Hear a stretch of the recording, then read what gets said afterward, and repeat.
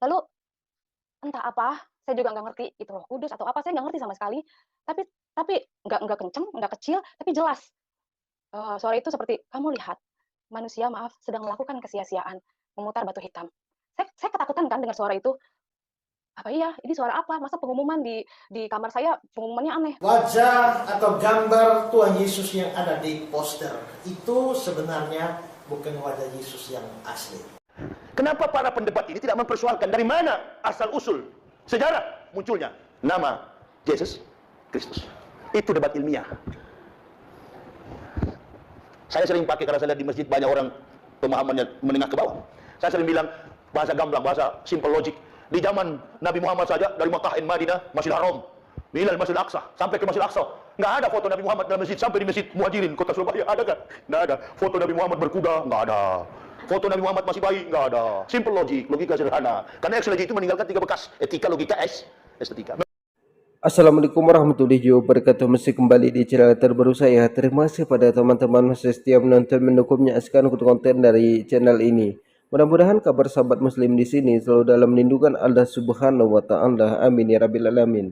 Jadi tentunya kita sudah mendengarkan bagaimana cuplikan videonya. Di sini ada seorang murtadin dari channelnya yang Yusuf Manubulu menceritakan pengalamannya ketika dia ini melaksanakan umroh. Jadi ketika dia selesai tawaf masuk ke dalam hotel rebahan, dia ini mendengarkan ada suara manusia itu lagi melaksanakan kesia-siaan, memutar batu hitam. Maksudnya orang umroh dan haji itu melaksanakan tawaf itu hanyalah sia-sia.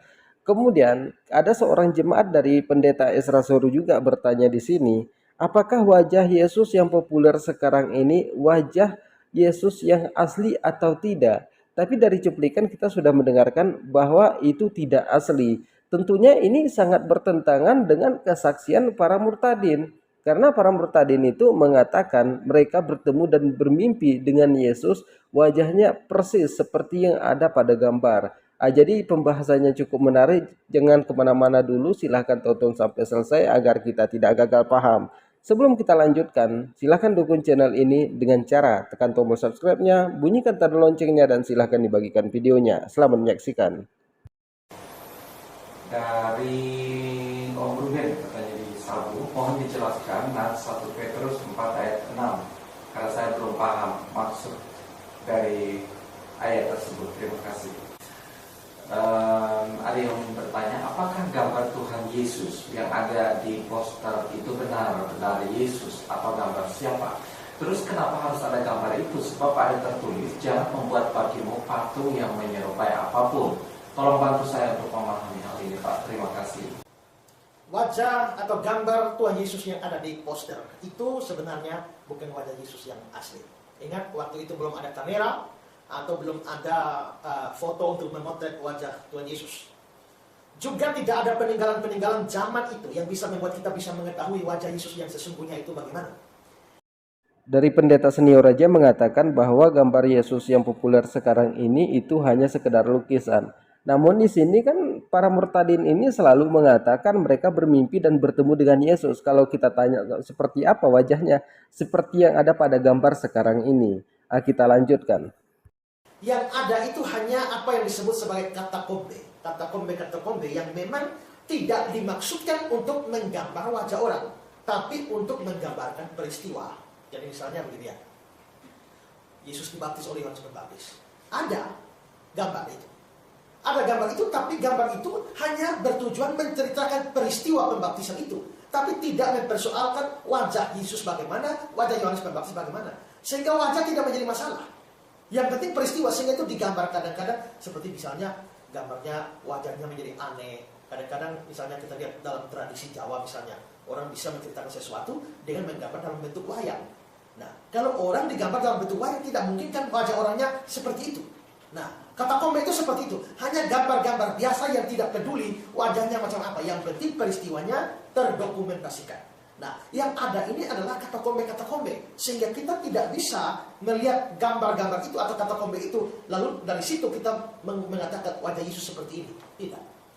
Nah, jadi memang wajah Yesus yang asli kita tidak tahu. Nah, gambar Yesus yang populer sekarang ini seperti di poster dan lain sebagainya, itu adalah hasil karya dari seorang seniman yang namanya Leonardo da Vinci.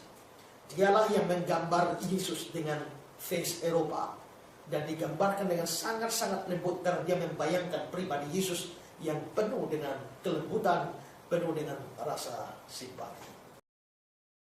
Kalau kita mendengarkan kesaksian dari para murtadin, mereka kan selalu mengatakan bermimpi dan bertemu dengan Yesus. Nanti bermimpinya di Indonesia, bertemunya ketika mereka itu melaksanakan umroh. Jadi 99% murtadin itu bermimpi dan bertemu dengan Yesus. Jadi sangat jarang-jarang sekali mereka itu masuk Kristen itu karena Alkitabnya. Karena semua itu bisa dibantah karena Alkitabnya. Karena Alkitab itu bertentangan dengan ilmu pengetahuan, bertentangan dengan sains, teknologi, embriologi. Makanya para murtadin ini selalu mengatakan bermimpi dan bertemu dengan Yesus. Jadi para murtadinnya sudah aneh, pendetanya lebih aneh lagi di sini, pendeta Isra Sorung ini. Mereka tidak mempermasalahkan gambar itu. Jadi gambar Yesus itu yang populer itu bukan hanya seperti yang kita lihat. Antara di Pulau Jawa dengan di Papua itu beda, itu sudah beda gambarnya. Bahkan di setiap negaranya gambar wajah Yesus itu berbeda. Lalu mereka ini menyembah Tuhannya yang mana? Di setiap negara wajahnya itu berbeda. Ini beranggapan bahwa itu Tuhannya, ini beranggapan bahwa itu Tuhannya. Yang di sana beranggapan bahwa itu Tuhannya. Mereka itu menyembahnya yang mana? Kalau saya pikir di sini mereka ini menyembah gambar ya, bukan menyembah Tuhannya. Mereka tidak mempermasalahkan itu. Jadi inilah keanehan-keanehan dari saudara kita yang di Kristen ini. Bahkan dikatakan di dalam Alkitab jangan membuat patung atau menyerupai apapun. Tapi kan mereka membuat patung Yesus, membuat salib Yesus. Ketika Yesus disalibkan buat mereka sembah. Bahkan ada yang sampai mencium titik Yesus di patung salib itu ada videonya, banyak beredar itu. Nah, jadi kalau para murtadin ini mengatakan bermimpi dan bertemu dengan Yesus, dari dulu saya sudah katakan itu bukanlah wajah Yesus yang asli. Pelukisnya itu namanya Leonardo, dia membayangkan seperti inilah wajah Yesus. Nah, jadi saya sama Saifuddin Ibrahim sudah sering saya sampaikan ini. Karena Saifuddin Ibrahim pun mengatakan dia itu diangkat Yesus langsung menjadi pendeta. Jadi istilahnya Yesus yang turun ke muka bumi ini mengangkat Saifuddin Ibrahim menjadi pendeta. Saya tanya seperti apa seperti apa wajah Yesus itu? Seperti ada pada gambar, itu hanya lukisan Leonardo. Saifuddin Ibrahim memang nggak percaya karena memang otaknya nggak ada.